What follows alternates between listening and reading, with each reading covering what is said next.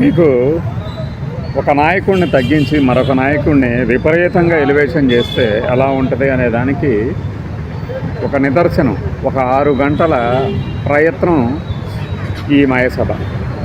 మనం ఫస్ట్ వీడియోలో చెప్పాం, ఇది పూర్తిగా చూసిన తర్వాత పూర్తిగా మనం విశ్లేషిద్దాం ఆ డైరెక్టర్ తాలూకు లక్ష్యం ఏంటి అనేది. లేకపోతే ఇప్పుడు వీళ్ళు చెప్తున్న 2 క్యారెక్టర్లు ఎవరియో మనకు తెలుసు. ఇందులో కృష్ణనాయుడు క్యారెక్టర్ ఎవరిది? చంద్రబాబు నాయుడు క్యారెక్టర్ అంటున్నారు కదా.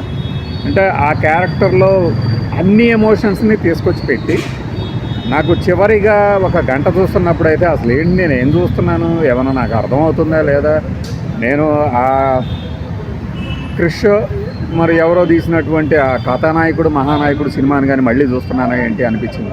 ఆ సినిమా చూడలేదు కానీ అది ఎలానే ఉంటుందని చెప్పారు కొంతమంది. అంటే ఈయన ఒక లీడరు, ఈ విజనరీ లీడర్లో అన్ని రకాల యాంగిల్స్ ఉన్నాయి అని చెప్పడం. At the same time Rajasekhar రెడ్డికి సంబంధించి అసలు ఏమీ తెలియదు, రాజకీయాల్లోకే రావాలనుకోలేదు, వారి కుటుంబాన్ని హీనంగా చూసేవాళ్ళు కడపలో. రాజారెడ్డి గారు అంటే బాంబుల వాళ్ళు అంటారు. ఇంకా ఆ తర్వాత రకరకాల అనమాట చీపుగా, అంటే చాలా తక్కువ స్థాయిలో చూపించి అప్పుడప్పుడు 1-2 చమక్కులు వేయించేసి, అంటే మళ్ళీ విమర్శలు రాకుండా ఇదేంటి ఇంత తక్కువగా చూపించారు అని చెప్పేసి. వీళ్ళిద్దరి మధ్య నిజంగా ఒక అవినాభావ సంబంధం ఉన్నట్టు. కేవీపీ గారు బతికే ఉన్నారు, మైసూరారెడ్డి గారు ఉన్నారు, దివాకర్ రెడ్డి గారు ఉన్నారు, ఇంకా చాలామంది ఉన్నారు, సాయి ప్రతాప్ గారు ఉన్నారు.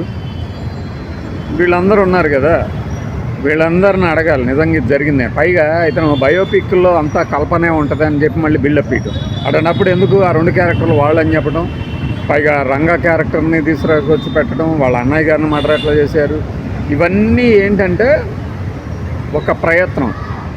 మన ముందున్న లీడరు చాలా గొప్ప లీడరు, ఆయన జీవితంలో చాలా ఉన్నాయి. నేను ఇప్పుడు ఒకటి చెప్తాను.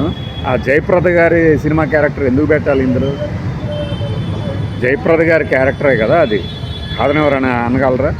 ఒకే వేదిక మీద కలుసుకున్నారా వాళ్ళు మళ్ళీ గట్టిగా అంటేనేమో కాదు అసలు ఈ హీరోయిన్ క్యారెక్టర్ వేరు అని చెప్తారు. మరి అంటే మనం ఏం చేయదలిచాము ఇక్కడ? నేను రాజశేఖర రెడ్డి అభిమానిగా అయితే ఈ సినిమాని ఎట్టి పరిస్థితుల్లో అంగీకరించేది లేదు. నేను 2 times చూశాను రాజశేఖర రెడ్డి గారిని ఫేస్ టు ఫేస్ రిపోర్టర్గా ఉన్నప్పుడు.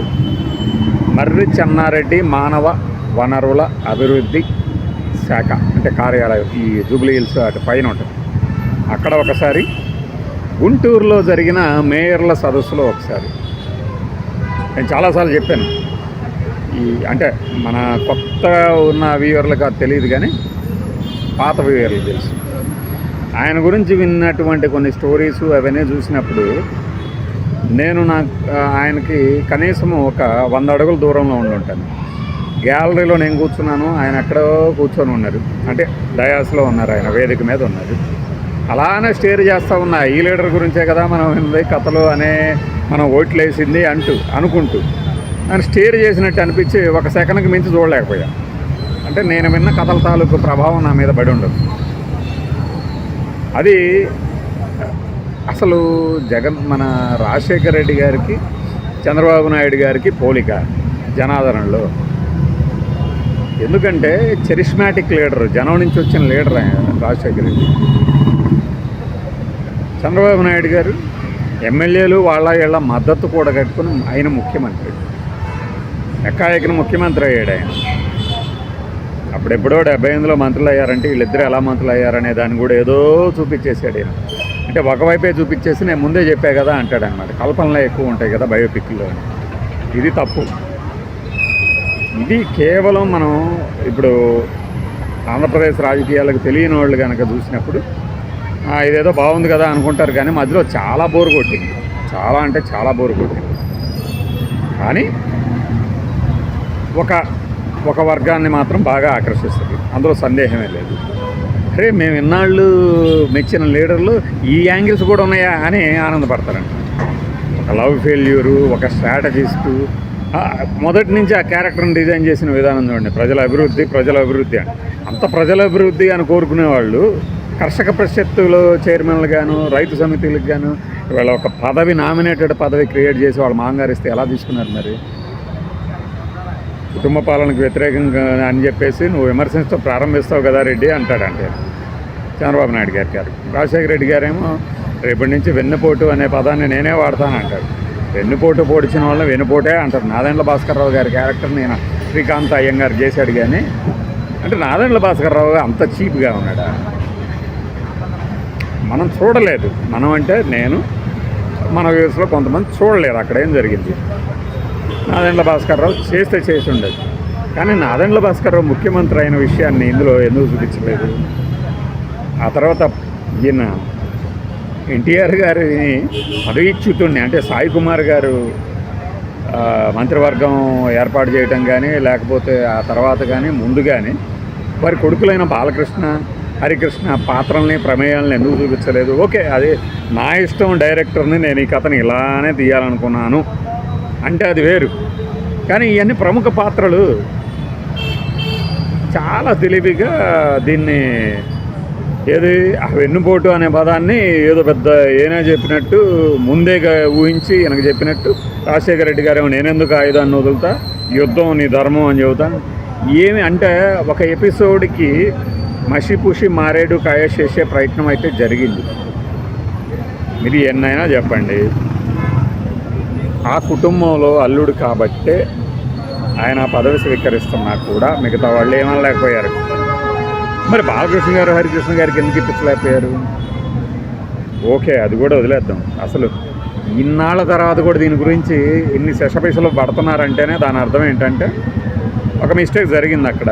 చాలామంది చెప్పారు కదా తర్వాత మేము అప్పుడు చేసిన తప్పే. కాలక్రమంలో దిక్కులేక ఆ పార్టీని నడుపుతున్న నాయకుడుగా ఆయన ఎదిగాడు అనుకుంటూ వీళ్ళు వెనకున్నప్పుడు లేదు అప్పుడు ఆయన చేసింది కరెక్టే అంటారు. ఆయన చేసింది కరెక్టు తప్పు అని కాలం డిసైడ్ చేస్తుంది కానీ మనుషులుగా మనం చేయలేకపోయాం కదా. గెలిస్తేనేమో లీడర్ కరెక్ట్, గెలవపోతేనేమో లీడర్దే తప్పు.